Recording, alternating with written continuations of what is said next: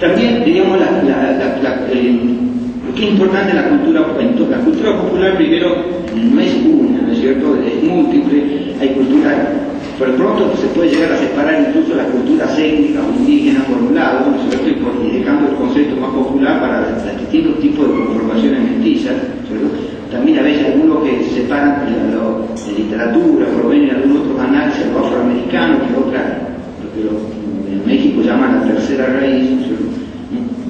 Esta raíz mestiza, digamos, tiene distintas composiciones y por lo tanto, ¿no es cierto?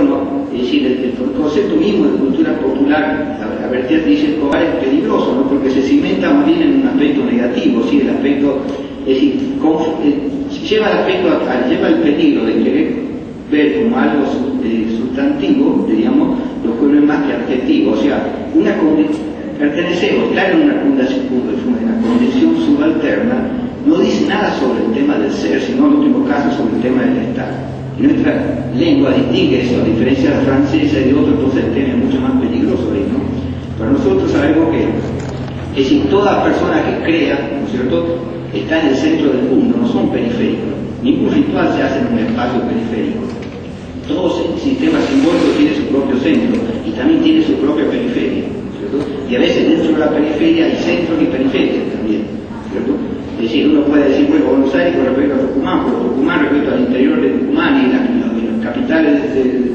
capitales del departamento de Tucumán por ahí juegan, ¿no es cierto?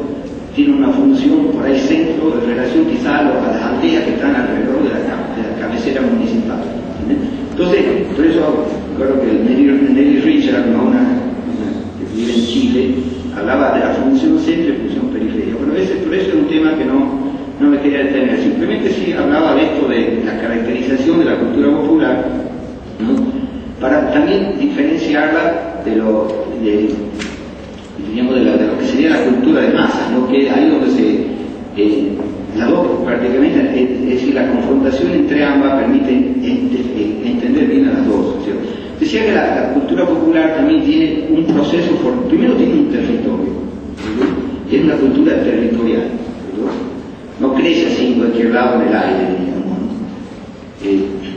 Después también tiene un proceso histórico, no nacieron ayer, ¿cierto? Devienen de un largo proceso, ¿cierto? Y ese proceso, situado en un territorio, lo que le da, ¿cierto?, su identidad o su fuerza, ¿cierto? Esa identidad que incluso García Campini veía con sospecha, porque le llama identidades duras a las identidades territoriales, haciendo un juego todo un pensamiento postmoderno que también viene a reforzar, de hecho, el pensamiento moderno, porque el pensamiento moderno no fue, y eso no sé si lo tienen claro, fue desterritorializador. Es decir, ya la modernidad destruyó territorio ya de entrada, ¿cierto? Y eso facilitó su expansión, ¿cierto? Y él también, así como antes de Descartes, pero eso sí dice que lo que hizo Descartes, con el famoso yo pienso, ¿no? Y al engrandecer la subjetividad, fundar casi el concepto de subjetividad, que no existía entre los griegos, digamos, dice que produjo la primera desterritorialización de los tiempos modernos, que es la desterritorialización del cuerpo, ¿no? El cuerpo, o sea, descorporeizó a la persona, ¿cierto? Entonces, yo ya no soy mi cuerpo, ¿no? Es decir, antes la gente decía yo, ¿no? Todavía cuando era chico era muy común decir yo y se afirmaba el pecho como diciendo esto que está aquí, ¿no? Pero ahora ya pareciera ser que nuestro verdadero ser es un enanito que no sé dónde anda, ¿cierto? Que está lejos, como siempre, todo tipo con poder, y que nos manda órdenes, dice tenés que enflaquecer, tenés que engordar, no puede ser que hagas esto, ¿qué estás haciendo de tu vida? ¿No? Vive la orden, pero como si llegaran bien el ámbito de lejos, ¿no? Entonces es una especie de alter ego, ¿no? Que es una concepción un poco dualista, ¿no? O sea, que el cristianismo por un lado se maneja en ese dualismo de alma-cuerpo, diríamos, como si la mente o el pensamiento y los sentimientos no estuvieran radicados en un cuerpo, ¿no? Sino también que cuando llega el tema de la responsabilidad moral es monista, diríamos, no es dualista, ¿no? O sea, por ejemplo, hay un dicho popular que dice el que inocentemente peca, inocentemente se condena, ¿no? Como que no decir, bueno, aunque no te des cuenta de que estás pecando, tenés que asumir tu pecado y bueno, te condenas. En cambio, por ejemplo, los guaraníes tienen una concepción muy distinta, ¿no? Ellos tienen una concepción verdaderamente dualista y también en materia de responsabilidad moral. Y después saber que el cuerpo es un ámbito donde batallan dos fuerzas, ¿no? Una fuerza que ya la ligan al lenguaje, a la palabra alma y por lo tanto lo diga a la naturaleza divina, y otra que está ligada a la sangre, a los humores, a las pasiones, al instinto, y que es la naturaleza animal. Esas dos naturalezas luchan en ese campo de batalla que es el cuerpo, y a veces una avanza y otra retrocede, ¿no es cierto? O sea, como nos pasa todo, incluso hasta lo más santo, ¿no?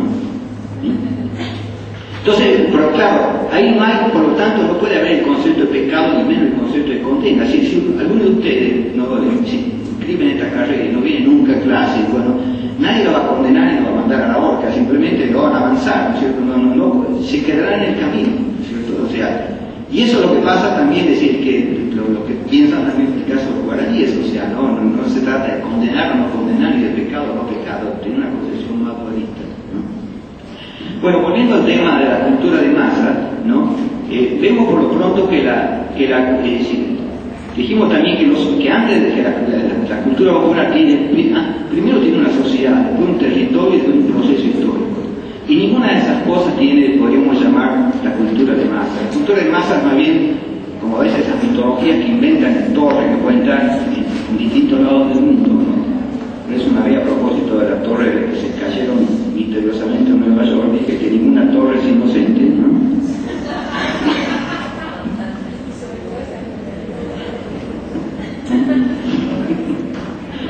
Que siempre todas quieren elevarse por encima del común, digamos, y maquinar a espalda del común.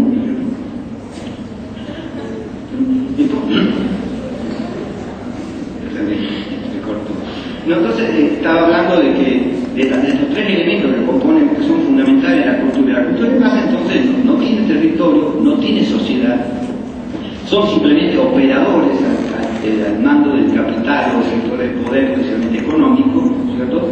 Y tampoco tiene proceso histórico, ¿cierto? O sea, no tiene nada de hecho, ¿cierto? Son siempre conspiradores en la sombra, ¿no es cierto? Cuyo objetivo no es transformar la realidad en sí, sino vender. El verbo vender, ¿cierto?, se convierte en el verbo sagrado, ¿cierto? Y todo el fin justifica los medios, por tratan de vender, que invaden la privacidad, que colman el espacio de publicidad, que invaden por todas partes, ¿cierto? Bueno, creo que esta distinción, ¿no es cierto?, de lo que es la carencia de la cultura de masa, ¿no? También, mientras la cultura popular es multidireccional, digamos, hay una gran participación y hay un proceso de co-creación, diríamos, porque es una cultura, digamos, de base social, de interacción, ¿no?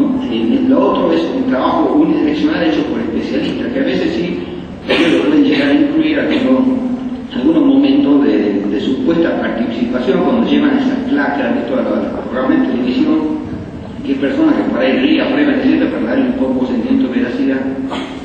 Pero eso no es también de participar, porque, o sea, ahí nadie puede ponerse contra el juego en sí mismo. Ya de entrada hay toda una participación del juego, o participan totalmente de esa ideología del juego. Entonces, a su vez, es una cultura que se basa en una alta tecnología que suplanta, de hecho, el aura, todo lo que antes lo que significaba de hecho la cultura, tanto a nivel de la cultura ilustrada como de la cultura popular, que las dos, como mostraba también Ticio Escobar, tenían todo su aura, ¿no? La publicidad prácticamente falsifica el aura, o toma el aura prestado, digamos, de la verdadera cultura, porque tanto la cultura ilustrada o de élite, o sea, del sector especializado, como las culturas populares son auténticas culturas. Yo creo que la lucha contra la barbarie moderna, ¿no es cierto?, va a venir de una alianza estratégica entre estos dos sectores, ¿no?, pero sin pretensiones de dominación de una por la otra, sino como verdaderos aliados, ¿no?, para justamente enfrentar toda esta era del vacío. También, si bien la cultura de masas sabemos que es una cultura mediatizada, ¿no?, hay que aclarar, porque si no también Moeco creo que incurre en confusiones muy graves, ¿no?, el hecho de que digamos que los medios, ¿no es cierto?, no solo pueden transmitir cultura de masas, ¿no es cierto? Entonces no hay que ligar cultura de masa a cultura de los medios, porque eso ya nos aniquila, nos deja luchando